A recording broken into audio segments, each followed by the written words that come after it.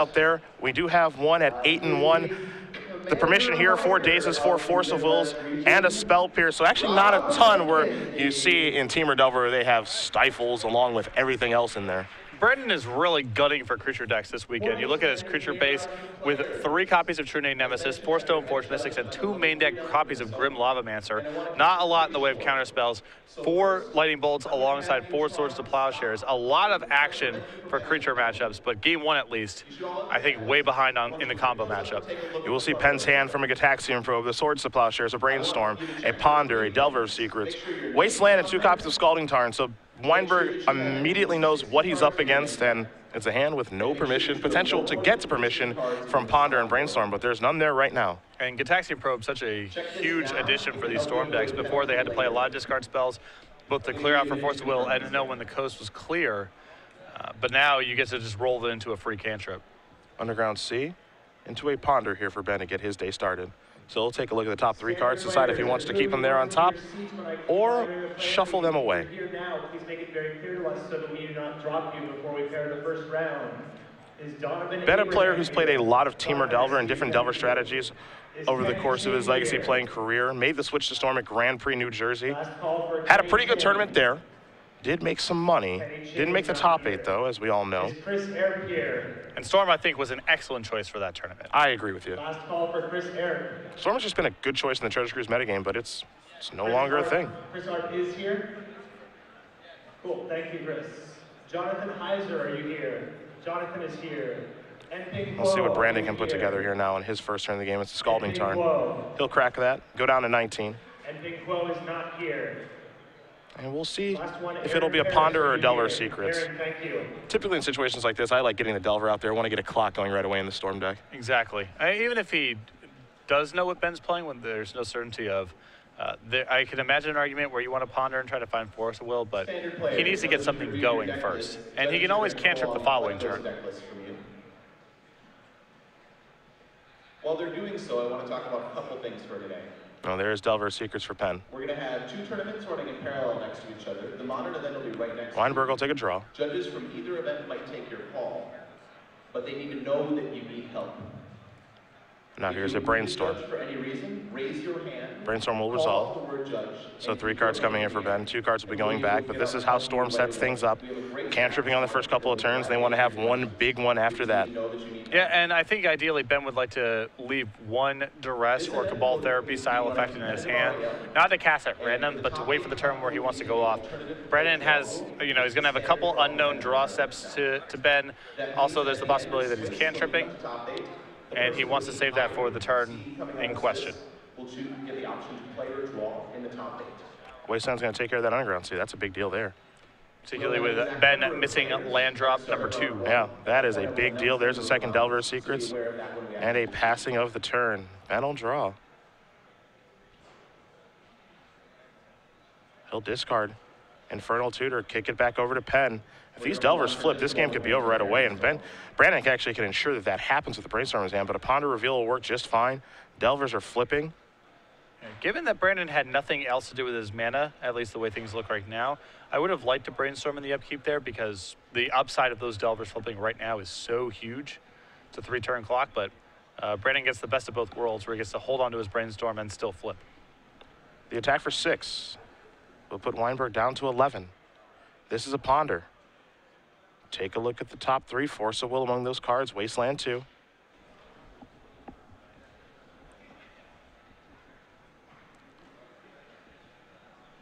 I think Force of Will is going to be the hammer lock on this game. Yeah, I think with so Ben, too. Brainstorm lock for at least 1 more turn.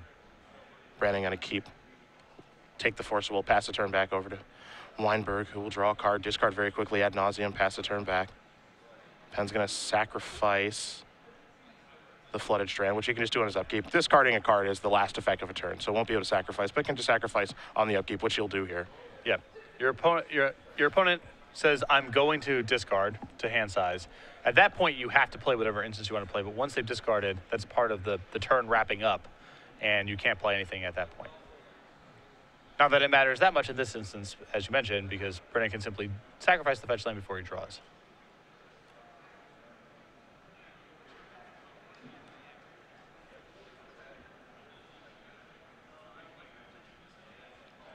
So Penn will draw.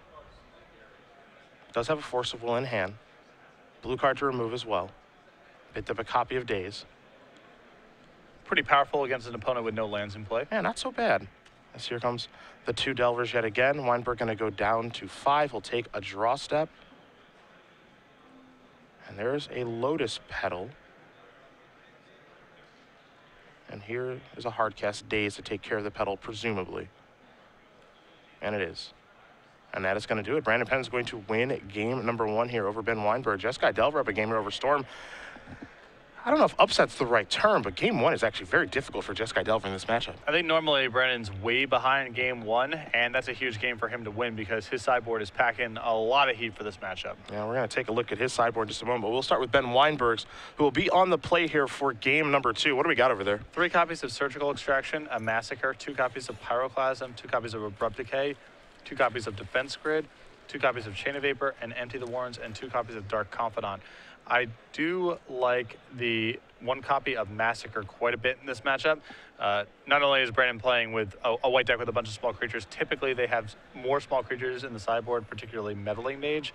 And I think it's reasonable to bring in the Defense Grids as well because most of Brandon's interaction is going to be counter spells. The other side of things here for Penn, he has a Sword of Feast and Famine, a Spell Pierce, a Wear and Tear, 2 Pyroblast, a Red Elemental Blast, a Grafdigger's Cage, 2 Rest in Peace, 2 Ethersworn Canonist, and 4 copies of Meddling Mage. Those 6 creatures quite good in this matchup. We start there. Those are the best cards Brandon's taking to the table here. Ethersworn Canonist and Meddling Mage, both very problematic for Brandon. Also creatures that can carry a piece of equipment, speeding up the clock. I like a light amount of the anti-graveyard stuff here. I think that 2 Rest in Peace and 1 Grafdigger's Cage is excessive, but I think 1 copy of that kind of effect could be good here. I feel the same way about the Red Elemental Blast. I wouldn't want a bunch of them, but bringing in a few is fine. The 1 Sword of Feast and Famine is probably an upgrade on the equipment slot versus something like Umezawa's Jitte, because it's hacking Ben's hand is very powerful in the matchup. Yeah, there's a lot of cards here for Brandon on board out too. 2 Grim Lavamancers, Don't Love True, Name Nemesis, that's 5. Lightning Bolts and Swords of Plowshares for each of those. So that brings it up to 13. There can be a heavy swap of cards here. Yeah, the cards that I think are 100% locks to come in here are 4 Meddling Mages, 2 Ethersworn Canonists, the Sword of Feast and Famine, and the Spell Pierce. Once you get past that, the 3 Red Blasts and the 3 anti-graveyard cards I think are above average, and then it comes down to, is there enough room? As you mentioned, if you look at his deck list, there's a lot of anti-creature stuff here that he can afford to cut. So probably some really heavy sideboarding coming from Brandon. Yeah, Brandon's going to take the opportunity to move a lot of cards in and out here. And while he does that, we will talk about the feature match area here with SCG Live. You can join it today. Hop in right now and start chatting. But if you're not a subscriber, you're in slow-mo chat, which means only 1 post per 2 minutes. For only $4.99 a month, you can become a subscriber with unlimited posting and custom emoticons and badges. Of course, with the custom emoticons, myself, Patrick, Matthias, our Jetpack Penguin, and our Slow Play Turtle, among others that are on the way. Twitch.tv/SCG Live. Join the feature match area today. And if you do, you can talk about this match between Brandon Penn and Ben Weinberg.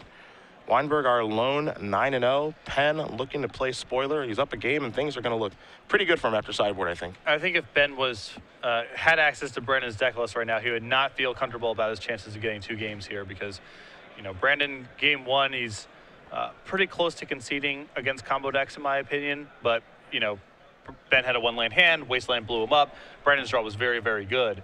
And now games 2 and 3, Brandon has just a real volume of awesome cards to bring in.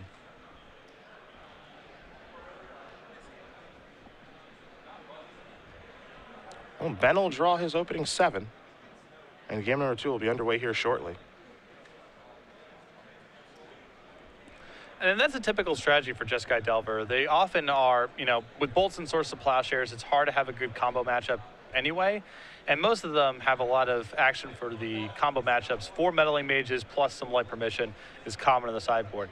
Brandon has more than probably any Jeskai Delver deck I've ever seen. This is the most anti-combo sideboard I've seen. So he's taking the matchup seriously, though again, the structure of the deck makes winning game 1 very hard. Looks like Penn's going to keep his opening hand pretty quickly here, while Weinberg going to go down to 6. So we'll see if Weinberg can find a better opening hand to get his day started. A card to really look out for here in Ben's sideboard, though, he has his 1 copy of Massacre.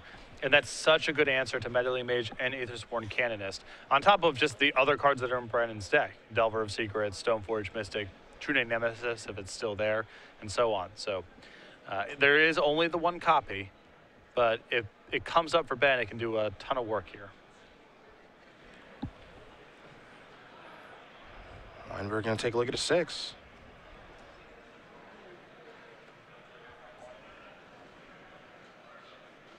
And he will keep.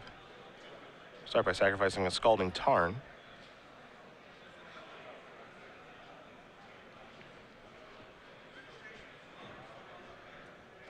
He's looking to dig something. He's going to go with the basic island.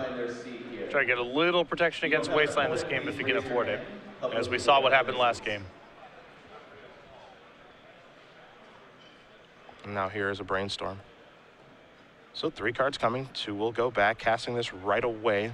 Seems as though he needs some help and can't afford to let this run into a Spell Piercer a daze. Very common, you know, especially with Ben mulliganing this game, it's really risky for him to run any spell into a counter spell. All these 1-for-1 trades that Brandon can muster are very good for him. So even though it looks a little funky to be brainstorming on the play in his main phase, it's better than it getting hit by Spell Piercer daze.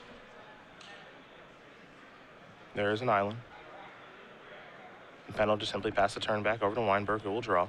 So here's a Ponder. As a heads up over the course of the day today, we will be using 0 minutes and 10 minutes for tardiness.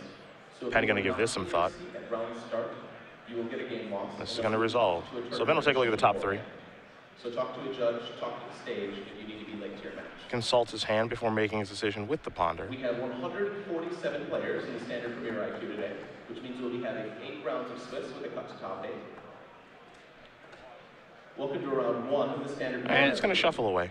The start here from Ben with the main phase Brainstorm and now Ponder before making a land drop.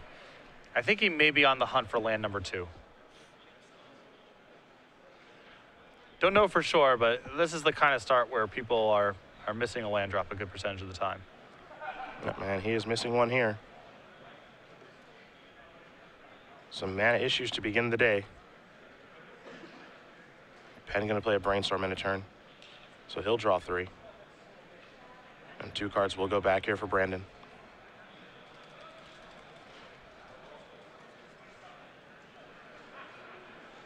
And a pretty juiced hand here for Brandon. A lot of cantrips, Meddling Mage, Stoneforge Mystic, Delver of Secrets. A lot to play with.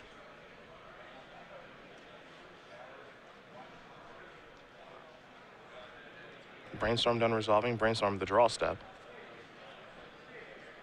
There is a Tundra. This is a Delver. And we're going to go back Weinberg's way. Weinberg will draw. Delta is the land. Big draw for Ben. Yep. Brainstorm is the play. Penn going to take the opportunity to cast a Spell Pierce here, which I like quite a bit. I do too. I've been pretty loud over the coverage yesterday about being pretty aggressive with your soft permission against Storm. Too many rituals. They can play over the top of cards like Daze and Spell Pierce pretty easily as the game progresses. Weinberg consulting his hand. It's going to sacrifice Pollute Delta. We might actually see a Dark Ritual here to pay for Spell Pierce, to pay for Spell Pierce, excuse me. Tough times all around, I guess. I guess so. It's tough all over. Yep, here's a Dark Ritual in response.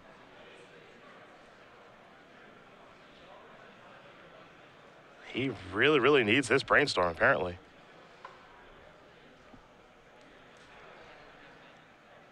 So Dark Ritual will allow him to pay 2. Now he's got 1 black floating. Spell Pierce is going to resolve as it was paid for, and now Brainstorm will resolve. So Ben will take a look at 3 cards, put 2 back. He's already played his land for the turn. Ben might have a hand that's capable of doing some real damage here if he was willing to Dark Ritual in response. Yep. Still got a black floating, and the only real way to justify this play is if you have a hand that's capable of going off this turn, or has the potential to, depending on what you Brainstorm into.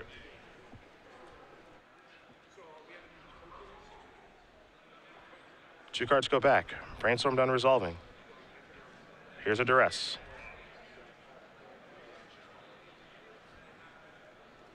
A Lightning Bolt.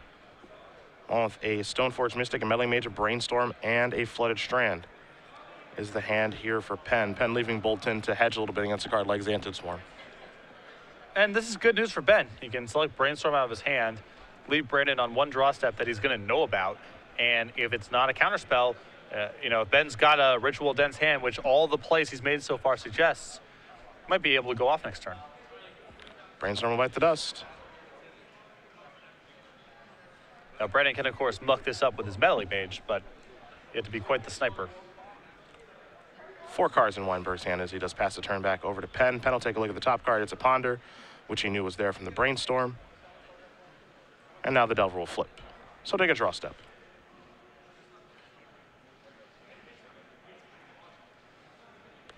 Flooded Strand can be land number 3.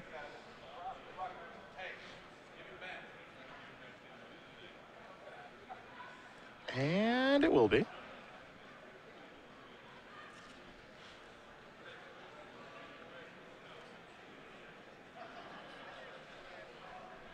And I think Brennan needs to ponder first here because that will inform what he wants to do with Meddling Mage or possibly cast Stoneforge Mystic. Probably cast Meddling Mage, but you don't know for sure. Looks like he's going to lead out with the Mage. We'll get confirmation on what he's naming here momentarily. And he will go with Tendrils of Agony. Here comes Insectile Aberration.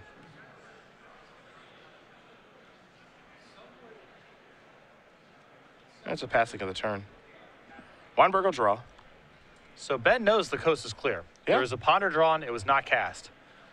He does have to work through the Meddling Mage, but there's no counter spells in Brennan's hand. So only interaction is a Lightning Bolt in the event that Ben goes for an ad nauseum kill.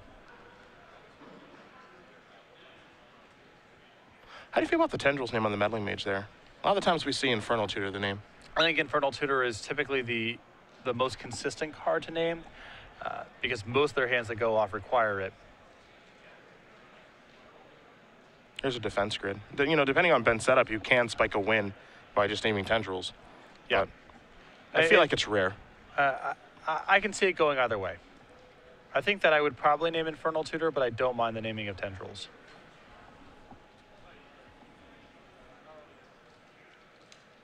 Arid Mace is land number 4. This is intact for 5. Weinberg is down to 10. Not a great frame on the 9th edition artifacts. Not a fan? Not great. No. Here's a Ponder, another Meddling Mage. Let's make it 2. And a Stoneforge Mystic. Well, with the fetch lands in play, Brennan has a pretty straightforward play if he wants it of just taking a Meddling Mage, probably naming Infernal Tutor, possibly naming Massacre if that's on his radar, and really testing Ben. You know, he's got a Lightning Bolt in hand, so the Meddling Mage plus the Bolt represents lethal next turn. Ben's aware of this as well, so he has to go off through your 2 Meddling Mages. Not an easy thing to do.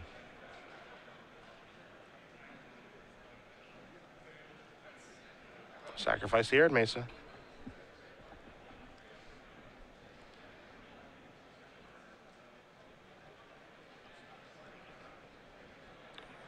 Volcanic Island searched up there for Penn. And it looks like a Meddling Mage is on the way. We'll see what this one's going to name here in just a moment.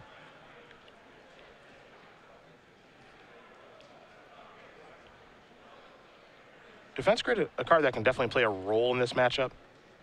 Just depends on, you know, the construction of the Delver deck. Well, it's a real credit to Brennan's sideboard here that Defense Grid only matters so much. When he's on all counter spells, Defense Grid's a backbreaker.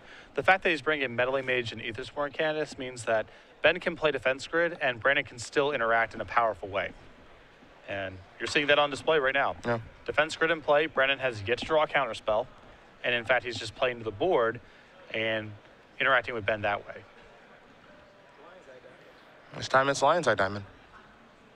Well, Ben naturally draws Lion's Eye Diamond. Well, that's how these things work. Yeah.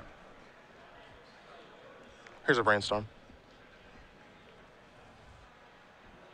3 cards coming, 2 will go back, and we'll see if Ben can put some sort of turn together here because he's going to need to.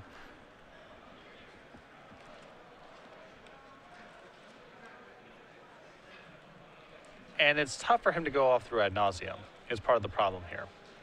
And Ad Nauseam is probably the easiest way for him to go off insofar as finding it. It makes it very likely he can find a Massacre as part of his plan here, but it just can't get through everything. And he's going to concede the game. Brandon Penn's going to win this match here over Ben Weinberg. 2 games to 0. Jeskai Delver will take care of Storm. I'm a little surprised by the result. Mostly you know, I expected it to go 3 games, but, you know, Jeskai Delver is not the best of the Delver variants against the Storm decks, but Brandon made it look very easy this morning.